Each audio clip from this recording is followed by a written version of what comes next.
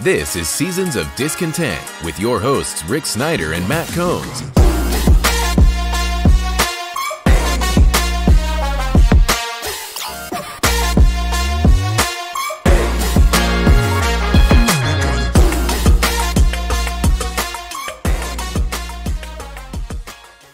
Welcome to Seasons of Discontent, Season 11, Episode 17, brought to you by Rick Snyder's Washington across social media. And I'm Rick Snyder. And I'm Matt.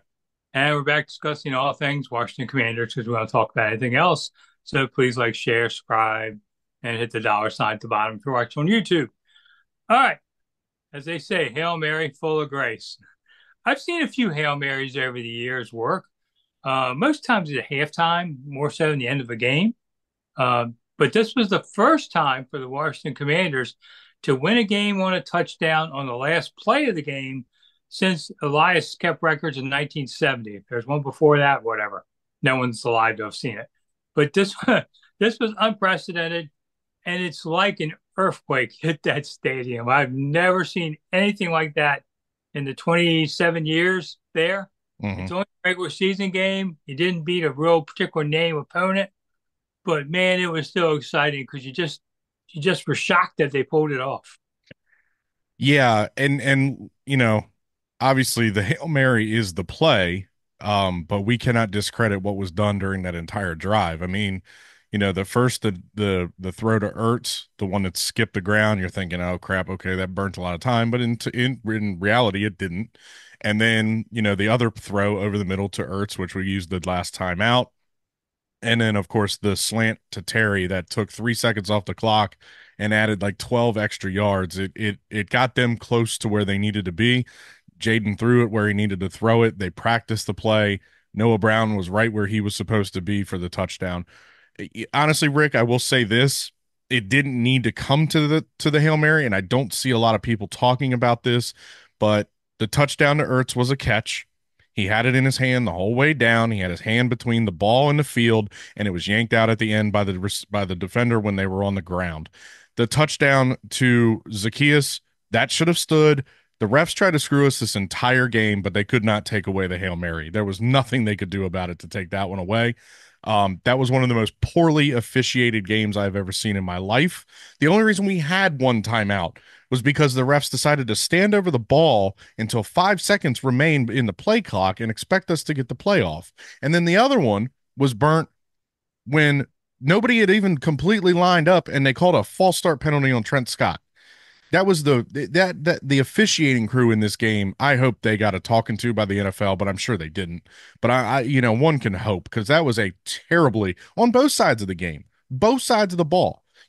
I've seen a lot of Bears fans claiming holding on the offensive line during the Hail Mary, but then again, you turn around and you look at the DeAndre Swift long run. There was a hold and a block in the back, which was not called. So it was a very poorly officiated game, and I'm glad we came out on top. But I don't think it really needed to come down to that play, but hey, it worked. And it's one of the biggest moments in this team's history over the last 20 years that everybody will remember. It was almost like soccer extended time because the clock had hit zero and it took 13 seconds for Jaden to throw the ball, which is also the longest anybody's ever had and completed a Hail Mary. Mm-hmm. Is it 10 seconds? I was thinking, throw the ball, Jaden. You can't wait any longer. The interesting part is, of course, it's down the other end, so I'm sitting 150 yards away. But my first impression was he's short, because it was about the 3-yard line where they got it. And they tipped it backwards to it. So supposing he had thrown that ball into the end zone, I don't know if Noah Brown has enough room on the tip. Right. So a lot of little things happen, right? I mean, because I thought, oh no, he's going to catch it at the 3. Can they somehow fall into the end zone? Right. And that was the other scenario. But, I saw Chris Sims talked about, the refs missed 2 holding calls on that. Yeah, bite me, whatever. Well, where did Chris Sims' father play football? Yeah.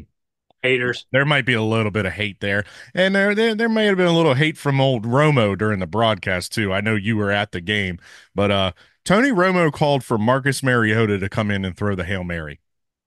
Oh, that would be insane. So why? Yeah, not when he's not played the whole game. And then the whole thing was, he was like, oh well, Jaden's got the rib injury. Did you not see the 61-yard pass to Terry? Did you Yeah, not see that? He threw that pretty effortlessly. I mean, look, the kid's ribs were hurting. We could tell he was gutting through that entire game, but he played very well. And hey, the whole comparison between him and Caleb Williams, I'm sorry, I did not see anything from Caleb Williams. Credit goes to this defense. This defense in the past 3 games has stepped up, and they look like a completely different team. And I want to highlight Johnny Newton. He was a man child out there yesterday. That boy stepped up and took over John Allen's role perfectly where he was supposed to. He only played like 18 snaps or something like that, but he had 7 pressures, a sack, a fumble. He was just all over the field when he was in the game. That's a draft pick of Adam Peters that's going to hit. And you saw Mathis a lot. Mathis was always in the backfield. There's something about this team when they lose one of their starters and they have to shuffle the deck, other guys step up and they just play better. It's so weird. And it's not just Dan Quinn's teams. We saw it with Rivera. We've seen it with Shanahan in the past. We saw it back in the day. I mean, it's such a weird occurrence when they lose a starter. yeah. Caleb, for about 2/3 of the game, I was not impressed. He had a lot No. of bad throws, a lot of bad decisions. And then, they got a touchdown on that long run, and I was like, oh, I could see what was coming. Mhm. Caleb made a really good pass to the 3 yard line on the failed drive of the fumble. But I watched him. I had, for once, a pretty decent view of this play where he's almost to the line and he looks down the left and there's a lane that he can see through there. And he threw it across his body down Yeah, that that lane. was a beautiful pass. I know what you were talking about. That was a really nice play. But let's And be he, honest, in for the first 3 quarters of the game, I think he had 33 yards passing. yeah, I mean, it wasn't a great effort. He did play that. He had a couple good ones. He didn't give up. Personally, I think you take Jay Daniels over him any day. Yeah. Glad Chicago took him because JD's going to be the better player here. He's already Yeah. a better. And I'll be honest with you, no, I have no hard feelings against Caleb Williams. He's a local kid and everything like that. You and I had talked about it. We didn't see the leadership qualities out of him. I mean, I can always go back to when he jumped in the stands into his mommy's arms and cried after they lost the game in college, but I had no ill will against the kid, but Bears fans have been freaking insufferable over this whole season because they got to justify to themselves that the Bears took the better quarterback and Jaden Daniels is a running back and blah blah blah. Well, Jaden Daniels doubled your production in passing. He had no interceptions, no turnovers as to where your quarterback, I don't know what the hell that play was. You did not have Refrigerator Perry in the backfield. That was some dude that couldn't hold the ball. And unfortunately, it went as a fumble against Caleb Williams.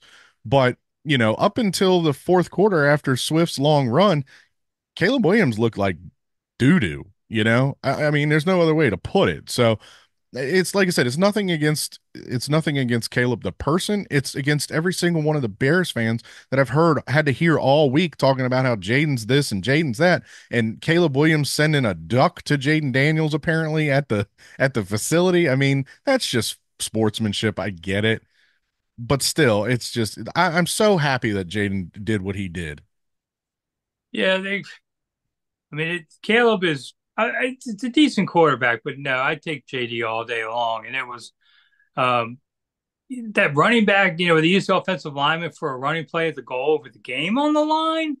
I was like, how I always say how coaches outsmart themselves and lose games? There you go. There's another one. Yeah. What reasonable person's going to call that play? Well, and I will Uh, say this, Joe Witt and Dan Quinn need to get a hold of that defense, and this needs to be brought up in meetings too, is after you make the fumble, you ran all the way down to the other end zone to take a picture, and there was 6 minutes left on the clock. Like, you did not seal that game because our offense was not able to move in the fourth quarter.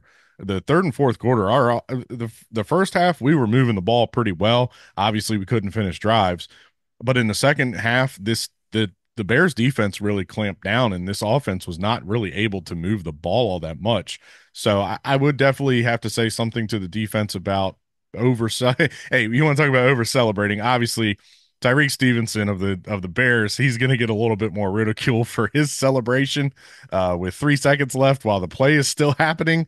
But yeah, I would definitely have to. Hey guys, look, I understand you want to showboat and everything, but 6 minutes left on the clock. Let's not get over. Let's not get out of control too much.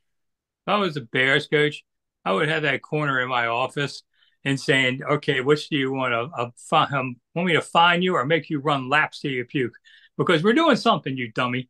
And he came in and tips the ball, and they were going, "Well, what if he had been in position better? He wouldn't have been sideways tipping that ball either."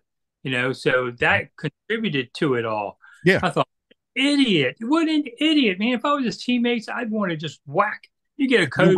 If you watch the fan video, Yeah, I've seen some the of them. receivers are running down the field to get into position, and he is talking to Commanders fans in the stand, blowing them off. And then he has to run across the field, and he is the one that tips the ball right to Noah Brown. If he had been in position where he was supposed to be, what do you do on a Hail Mary as a defensive back? You knock the ball down. You don't tip it, you knock it forward and down. He would have been in better position to do that. So yeah, I, and I'll be honest with you, that kid is so lucky. This is not the 2005 Patriots because Bill Belichick would have cut him. He would have cut him. He does not care what round you were picked in or how good of a corner you are. You would have been cut, young man.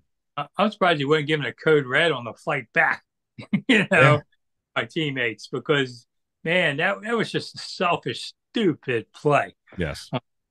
Definitely the loudest I've ever heard that stadium, and maybe Kenny Chesney concerts a little louder. I don't know. They used to have this.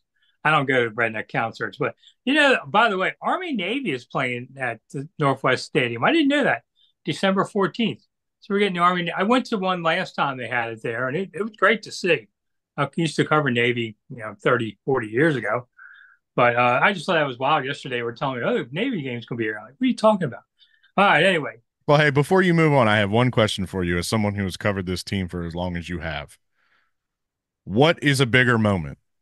Yesterday, or we could say Kirk's, you like that game where they came back from against Tampa, or we'll say RG3's run against Minnesota. What do you think in the most recent history? What is the biggest play? This would be bigger than RG3's because that was earlier in the game versus this is a game winning play. And I remember that one. Yeah, he ran like 76 yards or something Yeah. down the field, but it was earlier in the game. So I would put that behind it. I'd have Jaden on top of that. And the Kirk one, I remember some of it, but I don't remember well enough to say, was it at the end of the game that he won it or, I don't uh, recall. I know we were down 28-3 at the half to Tampa Bay. and did that win mean anything? I don't know. That's what the interesting part of this is. This gets them to 6-2 at the sort of halfway point now. And I mean, they'd have to really fall. Not that I haven't seen it because Jim Zorn was 6-2, Yeah. and the schedule coming up has a couple Philly, couple Dallas, Pittsburgh, Atlanta. It's not an easy schedule, but they still should get to 10 wins, I would think. Oh, yeah. I mean, this team just continues to fight back. I mean, they have two legitimate losses to Baltimore and Tampa. What Baltimore did to Cleveland, I have no idea because I thought Cleveland's horrible. I know the NFL is an any given Sunday thing, but that's ridiculous to have lost there. That was riding the high of Jameis Winston. Jeez, what a mess, I know. And you think just a week ago, the Browns are sellers. They traded Amari Cooper to the Bills. I mean, you think they're just selling. And then they come out there and they beat probably just aside from the Chiefs, the AFC representative for the Super Bowl possibly. So yeah, and realistically, Rick, I'll be honest with you, it does seem a little bit more, maybe it's a little bit more meaningful that you hung with the Ravens. I mean, they did hiccup against the Browns, but it's a little bit more, maybe it's a little bit, means a little bit more now, and Tampa has completely fallen off that loss. I mean, we can hang that on rookie quarterback debut, Cliff Kingsbury back in the NFL, Dan's first game. We can hang that on a lot of things, but Tampa's really, now, obviously, Tampa's had a lot of injuries. But yeah, I mean, the two losses, maybe the Bucks looks a little bit worse than it really is, and maybe the Ravens is not so bad. You know what I mean? Like they're kind of balancing each other out. And you're right. Look, they've got two games against Dallas. Dallas looks lost. Dallas looks terrible. I'm off work this week, so I was able to stay up and watch most of that 49er game. Dak Prescott is just out there trying to do it all on his own. They have no run game. And if you double CD, they really don't have anybody else to catch the ball. They play the Giants this week, which we'll talk about on Thursday. You got two games against Philly, which, as you say, and I've started to believe those both of those games can end up being the craziest game on the schedule. You've got a decent Steelers team that I believe is playing a little bit above their means. You got Atlanta in Atlanta, and I think you got like Tennessee maybe or something like that. So I could see four more wins, definitely get to 10-7. Um, but we'll see. The interesting part about it is the crowd was probably 80, 85% Commanders fans. And it was a full house, 63,000 or so. If you go on my Twitter feed, what I like to do now is, is stand on this above the crowd in this one bridge area and just shoot pictures of all the crazy fans I see coming by yesterday. Yesterday was great for it. Like I had the Blues Brothers go by. I had two Philly fans meeting each other in this green. Like, what are you doing here? Some guy came by in his Detroit Lions jersey that I really didn't get the memo. They didn't hire that coach. I mean, there's so many funny fans to look at that are Look like, at this guy right behind me in the picture. He's wearing a Jack Skellington like shirt with a old school Redskins Rydell helmet. well, at least he's at the right stadium. I mean, I That's just had true. That's true. I tons saw of a people. kid in the stands wearing a Pat Tillman Arizona Cardinals jersey, which, obviously, I mean, Pat died for this country. So, but still, an Arizona Cardinals jersey. Come on. Actually, back then it was probably the Phoenix Cardinals. There was a Vikings fan who had a big sign saying "Bears suck." Oh, well, that you understand. And that's why the Lions guy was there. It's NFC North. It was just crazy. It's been interesting to watch it. The crowd was jazzed the whole game. It was a good game, back and forth, physical. And the crowd was really into it. Nobody left. Going into that, you thought they'd start leaving with 30 seconds to go after they lose the lead. I figure everyone's going to leave. No, everyone stayed to watch to see if Jaden could pull it off. Mhm. And rewarded with a memory, but I mean, then you had 60,000 people leave at once. I left 2 hours later and there were still people there. people people were a little extra partying after the end of the game, I'm sure. They just, what they do at the stadium now is they give people 90 minutes after the game and then they tell them you got to go. So they refire up the tailgates or whatever. They don't really want them to just sit there all night. Mhm. Uh, that's been interesting. But it's interesting to see, everybody just, the crowd's back now. What happens in the Philly, New York, or Dallas, and Pittsburgh games with the crowd? I don't know. Did they buy their tickets earlier and get them while they still could? But it's become a thing now again in Washington for the younger viewers, which we don't have any of. We have old people watch us, according to analytics, and we have 4% women now, so we're moving up on that level. Um, the younger people have never seen what Washington looks like after big victories like this. Not just winning a game, but now 6-2 and pulling that off. You're going to see what it was like in old Washington in the 70s and 80s Mhm. when it meant every week. Every week was dedicated to, Sunday brunch, afternoon game, Monday party. I mean, that's just what it was. We haven't seen that forever. But to me, the most valuable player was Dan Snyder because he wasn't around to screw this team up. How much would Dan Snyder have given the Bears to get Caleb Williams from him? Oh my You God. know, he would have gave up 3 1s. Because that's all you can give up is 3 1s, but also probably three other players or something. I mean, he would have given up a fortune to take Caleb Williams. I Well, don't he's know. It gone. depends. Did his son play high school basketball with him or something? Yeah, I mean, it's just thank God he's gone. None of this is possible if Dan Snyder is still here. No, no. I don't, Yeah, I don't, it's funny. You talk about it. I'm 42 years old. I was 9 years old when they won the last Super Bowl. I have vague memories of it. I mean, hell, they won the Super Bowl in '82. That was the year I was born. I obviously don't remember that. And then what, the one in '87, I was 5. So, the only one that I have vague memories of is the win against the Bills, because I do remember how excited my whole household was. But yeah, I mean, aside from 2012 and, and I'll be honest with you too. Somebody asked me this 6-2 feels completely different than the Jim Zorn 6-2, because the Jim Zorn 6-2, you felt like it was fraudulent. That was the year that pretty much ended Clinton Portis's career because they ran him 350 times that season. Um, Portis, he did everything he could, but once Portis kind of ran out of gas, the offense sputtered and they ended up going 2-6 the rest of the time. But Yeah, I mean, Rick, this is the one. This is the type of atmosphere now, and around the city where you can wear. I mean, look, I bought a. It's not official, but I bought merchandise. I swear to God, I would never buy Commanders gear because I was embarrassed. I was embarrassed of our ownership. I was embarrassed of the team that they put on the field every Sunday, and I was embarrassed of the terrible name that they came up with. But they've got me bought in. You know, it's not an official shirt. I bought it from Breaking Tea, but and it's got a little bit of the old school flair to it with the feather.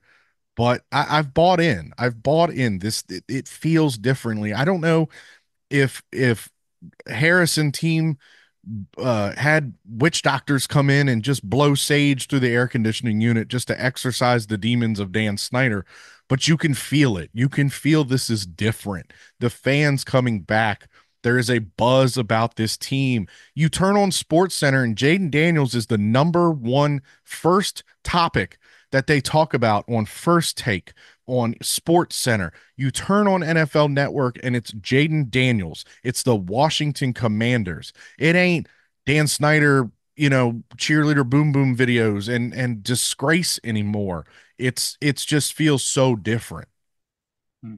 All right, switching topics real quick because we do talk about other things. World Series, Dodgers up 2-0. I think the Yanks will win 2 games in a series out of the next 3, but Dodgers will close it out in LA. But it's been fun. There's 2 games. You have a grand slam in the 10th to win it. Yeah. That's like happened yesterday. And then the other one went to the last out, with men on base. It could have gone.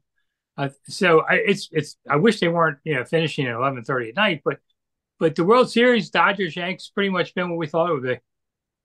Can they end in a tie? No, that's why they put a man on second. So boy. I mean, you got to root for the Dodgers, and nobody can root for the evil empire that is the Yankees. And I'll tell you what, Rick, there's a lot of tread on the tires to Soto coming back to the Nats. I've heard it from multiple people.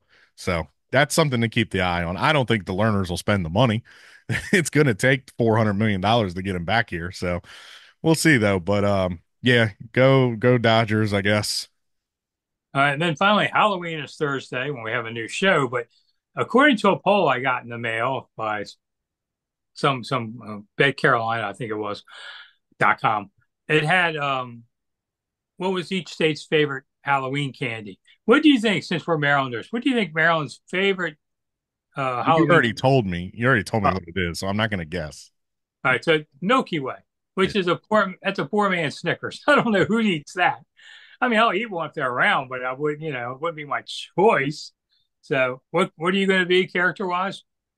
Nothing. I'm going to sit in the driveway and hand out candy and drink beer. Wow. Okay. We did go to a Halloween party on Saturday where I dressed up. I saw that.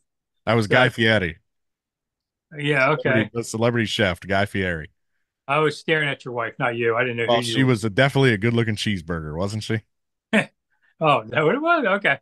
Yeah, Katie was a cheeseburger. I was Guy Fieri, the celebrity chef. Oh, it makes sense now. Okay. Yeah. All right. We do themes. We did a few years ago. I was Post Malone and she was Bud Light. We do themes. We do couples costumes. If anybody wants to see these pictures, tweet me. I'll send them to you. Well, hit the thanks button and he won't send them to you. So there you go. There you go. All right, we're out of here. We're already over time, but we'll be back Thursday also with the next edition of this Wild Show. So I'm Rick Snyder. And I'm Matt. See you soon. Bye. Thanks for listening to Seasons of Discontent with your hosts, Rick Snyder and Matt Combs.